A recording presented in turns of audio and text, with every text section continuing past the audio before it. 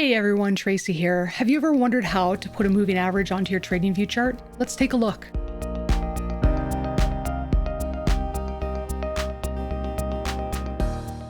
All right, so you want to add a moving average to your chart. The first thing that you're going to do is you're going to open your chart and you're going to go up to the top middle and you're going to look for that FX button.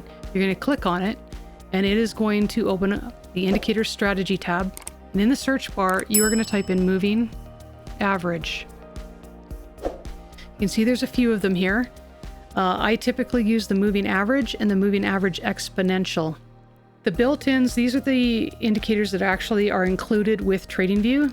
The public library, these are indicators that have been written by users like myself and yourself, all right? And then published for the rest of us to use.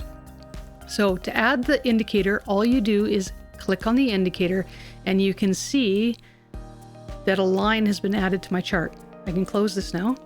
This is the moving average. It is a 9 moving average, all right? And that has been added to the chart. If you want to take the moving average away, you can just click on the X.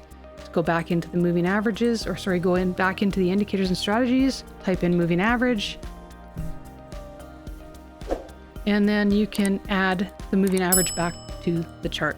So that's how you add a moving average to a TradingView chart.